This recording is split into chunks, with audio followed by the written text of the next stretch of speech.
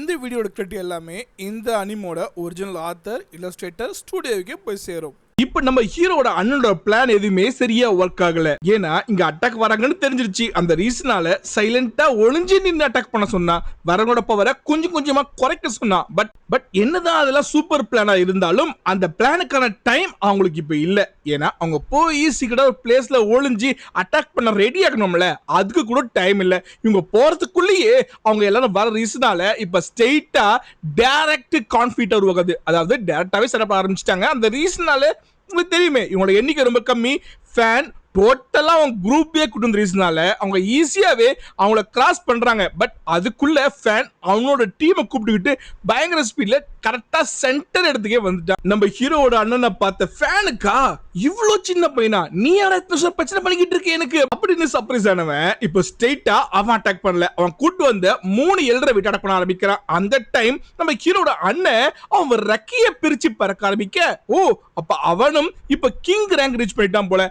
அவன் பயங்கர ஸ்மூத்தா ஃப்ளோவாவே நம்ம ஹீரோ சண்டை போற மாதிரியே கால்குலேட் பண்ணி சண்டை போட ஆரம்பிக்கிறான். பட் சண்டை கண்டினியூ ஆகும் போது ஆட்டோமேட்டிக்கா சண்டை போடுறது 3 பேர் கூடன்றதால தெளிவாவே புரியுது என்ன இப்படியே கண்டினியூ ஆச்சுன்னா தோக்க போறது நம்ம ஹீரோட அண்ணன் தான். அதுக்குள்ள கூட்டு வந்த எல்டர்களுக்கு இது அசிங்கமாயிடுச்சு. ஏன்னா அவங்க 3 பேரும் அவன் சண்டை கண்டினியூவா போட்டுக்கிட்டு இருக்கான்ல, அதால அவங்க 3 பேரும் ஒன்னு சேர்ந்து கம்பைன் அட்டாக் யூஸ் பண்ண அந்த அட்டாக் பாக்குறதுக்கே பவர்ஃபுல்லா இருக்கு. ஆனா அந்த அட்டாக்க நம்ம ஹீரோட அண்ணன் ஈஸியாவே சேவ் பண்ணிடுறான். அதை பார்த்த உடனே ஃபேனுக்கே பயங்கரமான கோவம். ஏன்னா இந்த அட்டாக் பாத்தீங்கன்னா அவனுக்கு கிடைச்ச ஸ்கில்லால வந்தது. அந்த ஸ்கில் கொடுத்தது ஜுன்னர். இந்த கிளாஷ் பாத்தீங்கன்னா அந்த ஒரு இடத்துல மட்டும் இல்ல, வெளியே செட்டப் பாத்தீங்களா மத்தவங்க அவங்களால ஃபீல் பண்ண முடியுது. அப்பதான் அந்த பசங்களுக்கே புரியுது என்ன அவங்க லீட் அட்டாக் பண்றதுக்கு ஸ்ட்ரெயிட்டா ஆட்கள் அங்க போயிட்டாங்கன்னு அவங்க நினைச்சிட்டு இருக்காங்க. அவங்க இங்க எல்லாரையும் ஸ்டாப் பண்ணிக்கிட்டு இருக்காங்க, டைம் பை பண்ணிட்டு இருக்காங்கன்னு. பட் அவங்களுக்கு இப்பதான் தெரிய வருது அவங்களோட லீடர் உள்ள சண்டை போட்டுட்டு இருக்க விஷயமே. அவங்க இங்க போற சண்டையை சீக்கிரம் முடிச்சிட்டு அவருக்கு ஹெல்ப் பண்ண போகும்னு நினைக்க அதுக்குள்ள ஃபேன் உள்ள பூந்துட்டான். ஃபேன் வரத உணர்ந்த நம்ம ஹீரோட அண்ணன் ஷீல்ட போட, பட் அந்த ஷீல்ட அசால்ட்டா ஃபேன் பிரேக் பண்ண. ஏன்னா இவர் king rank, but fan emperor rank. அந்த பவர் டிஃபரன்ஸ்ல அந்த ஷீல்டு பிரேக் ஆன ஃபோர்ஸ்ல பாத்தீங்கன்னா அவர் தூக்கி எறியப்படுறாரு.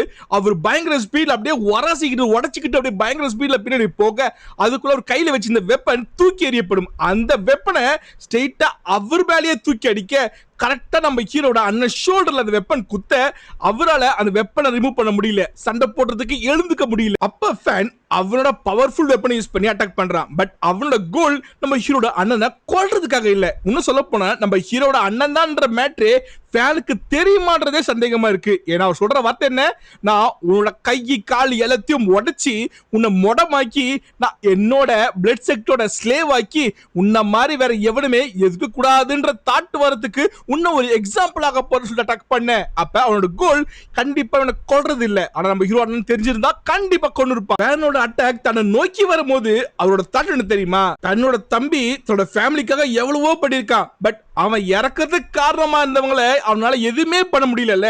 இப்படி ஒரு யூஸ்லெஸ் பிரதரா இருந்துட்டேனே அப்படின்னு அவன் கவலைப்பட அவரோட கவலை 2. ஒன்னு தன்னோட தம்பிக்கு உதவ முடியல, அதாவது தம்பியை கொன்னவங்கள பழி வாங்க முடியல. 2வது கண்டிப்பா அவங்க ஃபேமிலியோட எதிரியும் இப்ப இருக்கிற நிலைமை என்ன ஆகும் போது அவர் இறக்க போறாரு நினைச்சிட்டு இருக்காரு. ஏன்னா அவருக்கு தெரியாது அவன் அட்டாக் பண்றது இவரை மொடபாக்குறதுக்கு மட்டுமே கொல்றதுக்கு இல்லைன்னுட்டு. சோ அதனாலதான் தன்னோட தம்பி இருக்கிறதே திறமசாலி அவன் இறந்துட்டான், இப்ப நானும் இறக்க போறேன், கண்டிப்பா என் அண்ணன் தனியா நின்னு என் ஃபேமிலியோட எதிரிகளை அவெஞ்ச் பண்றது ரிவெஞ்ச் எடுக்கிறது பாசிபிளே இல்லையே அப்படின்ட்டு அவன் கவலைப்பட அந்த டைம் அட்டாக் கரெக்டா அவன் பக்கத்துல வர. பட் அந்த அட்டாக் மேல படுறதுக்கு முன்னாடி அந்த அட்டாக் கேன்சல் ஆக இத பார்த்த உடனே ஃபேனுக்கு பயங்கரமான கோவம்.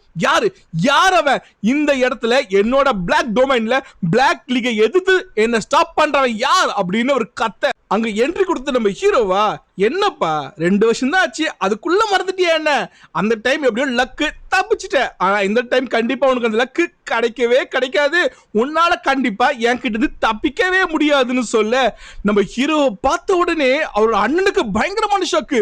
உண்மையா இது கனவா அப்படின்னு புரியாம குழப்பத்துல இருக்காரு. அப்ப தன்னோட அண்ணனோட குரலை கேட்ட உடனே நம்ம ஹீரோ திரும்ப பார்த்த உடனே போய் அவருக்கு ஹெல்ப் பண்ண இத பார்த்த ஃபேனுக்கு பயங்கரமான ஷாக்கு. நீ நீ நீ ஒன்னும் சாகலையா அப்படின்னு ஒரு ஷாக் ஆக நம்ம ஹீரோவை அவரோட நெருக்கத்துல பார்த்துக்கிடும் அவரோட அண்ணனால அது நம்ப முடியல. உண்மையாவே உயிரோட தான் இருக்கியான்ட்டு அவர் அவ்வளவு சர்ப்ரைஸா இருக்காரு. நம்ம ஹீரோ அவரோட அண்ணனை காம் பண்ணி உட்கார சொல்றான். ஏன்னா என்னோட ஃபேமிலிக்கு ரிவெஞ்ச் இருக்கே, அதெல்லாம் பண்ணாம நான் எப்படி விட்டு போவேன், நான் செய்ய வேண்டிய கடமைகள் எவ்வளவு இருக்கு அப்படின்னு சொல்லி அவர் காம் பண்ணி நீங்க உட்காருங்க நம்ம பேசுவோம் அப்படின்னு சொல்லிட்டு அவ அட்டாக் பண்ண ரெடியாக அதுக்குள்ள அவர் தடுக்கிறாரு. என்ன அங்க நின்னுட்டு இருக்கானே ஃபேன், அவன் ஒரு எம்பரர் ரேங்க், அவன் பின்னாடி நிக்கிற 3 பேருமே கிங் ரேங்க். சோ கண்டிப்பா தனியா உன்னால ஸ்டாப் பண்றது கஷ்டம்னு சொல்ல, சோ நீ உயிரோட இருக்கன்றா கண்டிப்பா இங்க சண்டை போட வேண்டாம், நம்ம இங்க இருந்து ஃபர்ஸ்ட் தப்பிச்சிடலாம், அதுக்கப்புறம் ரிவெஞ்ச் பத்தி யோசிப்போம். ஏன்னா நீ இல்லன்றதால சண்டை போட ஆரம்பிச்ச, நீ எப்போ உயிரோட இருக்கியோ கண்டிப்பா நம்ம டைம் பைய பண்ணா ஃபியூச்சர்ல நமக்கான ரிவெஞ்ச் கிடைக்கும்னு சொல்லி இங்க தப்பிக்கலாம்னு சொல்ல. ஏன்னா அவருக்கு தன்னோட தம்பிய கண்டிப்பா ரிஸ்க்ல மாட்டி விடுற எண்ணம் இல்லவே இல்ல. நம்ம ஹீரோ அவனை காம் பண்றாரு. அண்ணா நீ கவலைப்படாத, அவனால என்ன எதுவுமே பண்ண முடியாது, ஏற்கனவே 2 வருஷத்துக்கு முன்னாடி என் கிட்ட அடி வாங்கி ஓடி போனவன், அப்படி இருக்க அவன் கண்டிப்பா இந்த டைம் என் கிட்ட தப்பிக்க முடியாது, அவன் மரணம் என் கையில தான் சொல்லி அவரை காம் பண்ணி உட்கார வைக்க. என்னதான் நம்ம ஹீரோ இப்படி எல்லாம் சொன்னாலும் அவருக்கு மனசு கேட்கல. அவர் என்னன்றாரு, சரி ஓகே நீ அந்த ஃபேன் கூட சண்டை போடு, மத்த 3 பேரையும் நான் ஸ்டாப் பண்றேன், ஏன்னா நீ 4 பேர் கண்டிப்பா ரிஸ்க் அப்படின்னு சொல்லி அவர் எழுந்துக்க ட்ரை பண்றாரு. பட் அவரு டேமேஜ் ரீசனால அவரால ஒண்ணுமே முடியல. இந்த கூட அவர் தம்பியை தனியா அனுப்புற நிலைமையில இல்ல. நம்ம ஹீரோ எப்படியோ கஷ்டப்பட்டு அவரை காம் பண்ணி உட்கார வச்சுட்டு சண்டை போட ரெடியாகிறான். 2 பக்கமும் சண்டை போட ரெடியாக நடுவுல வந்து நின்னா மெடுசா. வந்தவன் நம்ம ஹீரோவை பார்த்து, இப்பயும் உனக்கு காப்பாத்த யாராவது இருக்காங்களான்னு கேட்க, இத கேட்ட உடனே ஃபேனுக்கு பயங்கரமான சந்தோஷம். ஏன்னா மெடுசா ஒரு ஆன்சிஸ்டர் ரேங்க், அவ கண்டிப்பா பேசத பார்த்தா நம்ம ஹீரோவை தான் அட்டாக் பண்ண வந்திருக்காரு தெரியுது. சோ இந்த டைமை யூஸ் பண்ணி எப்படி அதோட கொண்டு முடிவு எடுத்தா அவரு, நீங்க அவனை தான் கொல்ல வந்திருக்கீங்களா, உங்களுக்கு எங்க ஹெல்ப் வேணுமான்னு கேட்க, நம்ம சேர்ந்து அவனை கொல்றது ஈஸின்னு சொல்ல, மெடுசா என்ன சொல்ல போறானோ புரியாம சர்ப்ரைஸ்ல நம்ம ஹீரோட அண்ணன் ஃபேன் 3 பேருமே காத்துக்கிட்டு இருக்காங்க அவரோட பதிலுக்காக. மெடுசாவா, நீ என்கிட்ட பேசுறதுக்கே தகுதி கிடையாது, இதுல நீ எனக்கு ஹெல்ப் வேற பண்றியான்னு சொல்ல, அதை கேட்ட உடனே ஃபேனுக்கா பயங்கரமான கோவம். ஆனா அது வெளிக்காட்டிக்க முடியாது. ஏன், அவளோட பவர் அந்த அளவுக்கு. அந்த ரீசனால சரி ஓகே உங்க இஷ்டம் அப்படின்னு சொல்லிட்டு அவன் ஒதுங்குறான். ஆனா அவனுக்கு இது பெரிய அசிங்கமா இருக்கு. ஏன்னா ஒரு பொண்ணு தன்னை இப்படி கேவலப்படுத்துறாளே, அதுவும் தன்னோட டொமைன்ல தன்னோட குரூப்புக்கு முன்னாடியே அசிங்கப்படுத்துறாளே என்று பயங்கரமான கோவம். ஆனா இப்ப எதுவுமே பண்ண முடியாதால அவ கோவத்தை அடக்கிட்டு இருக்க. இப்போ அந்த ஃபேனோட கோவம் நம்ம ஹீரோ மேல விட மெடுசா மேல அதிகமா இருக்கு. ஆனா அவ அசிங்கப்படுத்திட்டா, பப்ளிக்கா அவங்க ஆளுக்கு முன்னாடியே அசிங்கப்படுத்திட்டா, இவனால எதுவுமே பண்ண முடியல. அந்த ரீசனால பிரச்சனை முடிட்டும், அதுக்கப்புறம் இந்த பொண்ணை அரெஸ்ட் பண்ணி அப்படின்னு பிளான் பண்ண ஆரம்பிச்சிட்டான், கோவப்பட ஆரம்பிச்சிட்டான். பட் மெடுசாவோட லுக் நம்ம ஹீரோ மேல மட்டும் தான் இருக்கு. நம்ம ஹீரோக்கு புரிஞ்சு போச்சு. அவன் சொல்றான், கண்டிப்பா என்ன உயிரை உனக்கு தரேன், ஆனா எனக்கு நிறைய கடமைகள் இருக்கு, தயவு செய்து அதை மட்டும் முடிக்க விடுன்னு சொல்லிட்டு அவன் கேட்க, அவளோட பவரை ரிலீஸ் பண்ண ஜஸ்ட் ஒரு பார்வையில லுக் விடுறதே பத்தி நம்ம ஹீரோ அப்படியே பிரஷர்ல அழுத்தப்பட.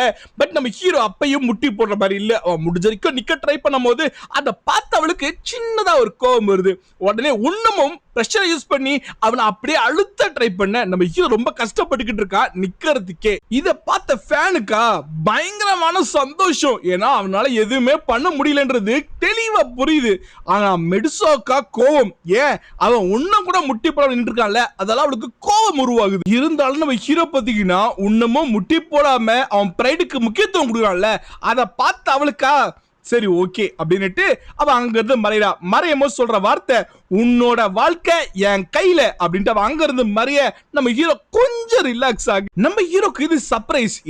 ஆல்ரெடி பாத்தீங்கன்னா காலேஜுக்குள்ள அட்டாக் பண்ணா, அப்பயும் பாத்தீங்கன்னா விட்டு போயிட்டா. கண்டிப்பா அந்த சீஃப் ஸ்டாப் பண்ணிருக்கே முடியாது, ஆனா அப்படி இருந்தும் விட்டு போயிட்டா. இப்பயும் அதே மாதிரி விட்டு போயிருக்கா. ஒருவேளை அவளோட மனசு மாறி இருக்குமா, அதுக்கு இந்த பைத்தான் காரணமா இருக்குமான்னு யோசிக்கிறான். ஏன்னா அந்த பைத்தானோட சொல்லும் சரி அவரோட சொல்லும் சரி ஸ்ட்ரென்த்தா இருக்கு. அந்த ரீசனால கிட்டத்தட்ட அந்த பாடியோட கண்ட்ரோல கைக்கு வந்துருச்சு. பட் கண்டிப்பா பைத்தோட சோம் இன்கேஸ் இருக்கும்ல, அதுவும் கண்டிப்பா நம்ம ஹீரோக்கு ஹெல்ப் பண்ண ட்ரை பண்ணிருக்கலாம் அப்படின்ற ஒரு தாட் நம்ம ஹீரோக்கு. ஃபேனுக்கா கோவம். ஏன்னா உனக்கு இவ்வளவு லக்காடா, வாயால பேசிய தப்பிச்சிட்டியடா அப்படின்னு ஷாக்கு.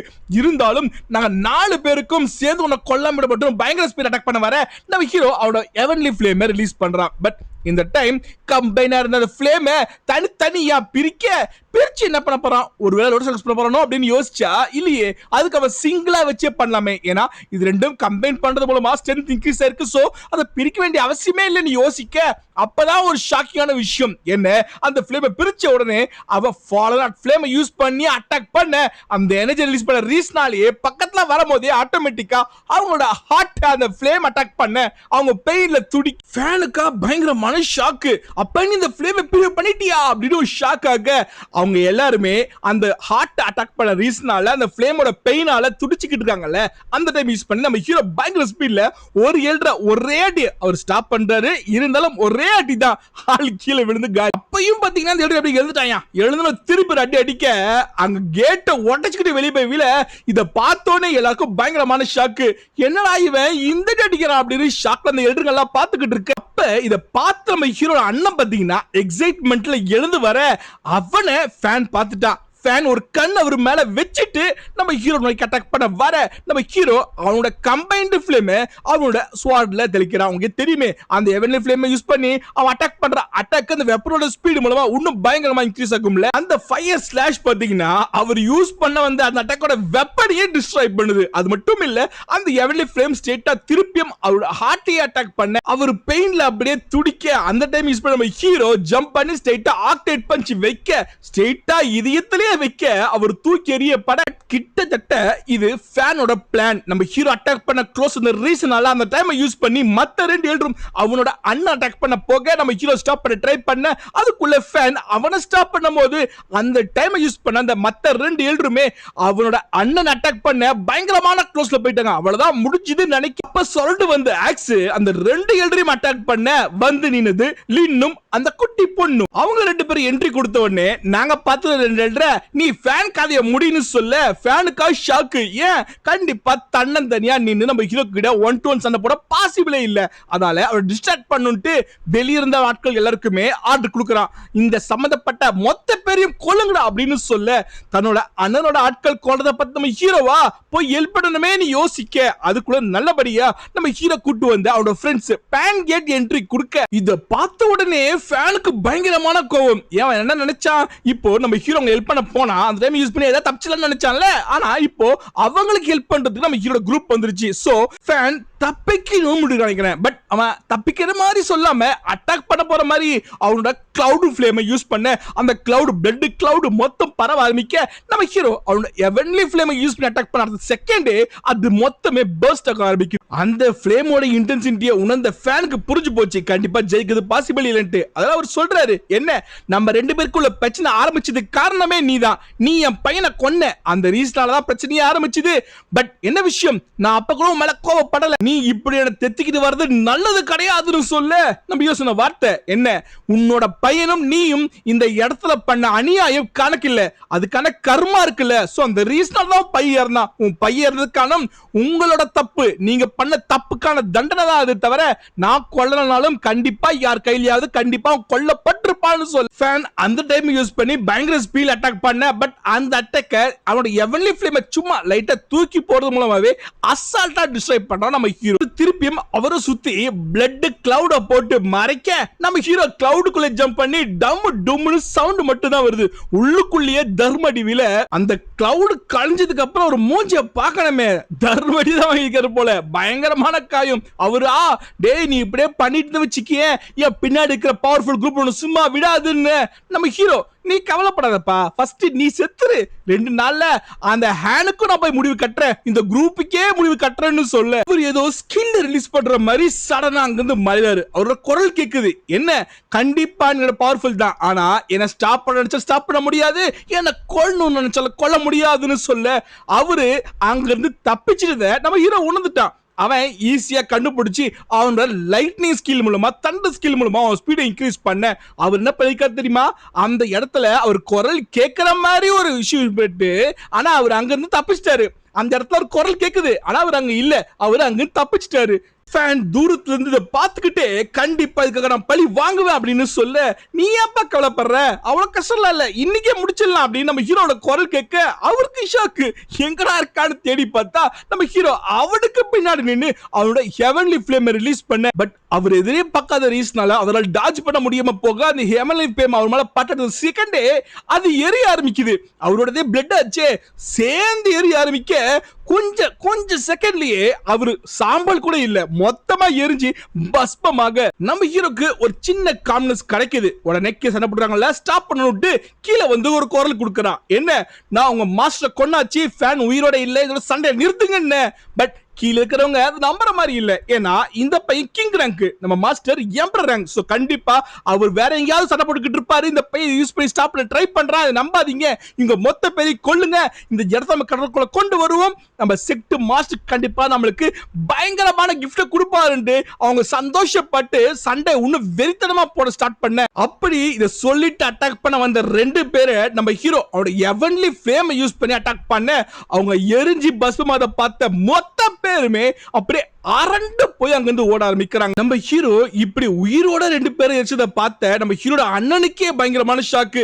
என்னாச்சு இவனுக்கு அப்படின்னு ஷாக்ல பாக்குறாரு. ஏன்னா எப்பவுமே கைண்டா இருக்க ஒருத்தன் இப்போ ரெண்டு பேரை கொஞ்சம் கூட யோசிக்காம அவன் நெருப்பு மூலமா எரிச்சு கொல்றானா எப்படி அப்படின்னு புரியாம ஒரு ஷாக்ல பார்க்க நம்ம ஹீரோ சொன்ன வார்த்தை, இதுக்கப்புறம் யாராவது அட்டாக் பண்ண வந்தீங்கன்னா இதே நிலைமை தான் எல்லாருக்கும்னு சொல்ல. அங்க இந்த சண்டை நிறுத்தணுன்றதுக்காக அவன் எடுத்த குரூயல் முடிவு, அது கிட்டத்தட்ட அவனோட சேஞ்சுக்கான காரணமே அவனோட எனிமிஸ் தான். அவங்க இரக்கம் பார்க்கல, அதனால அவனும் இரக்கம் பார்க்க தயாரா இல்ல.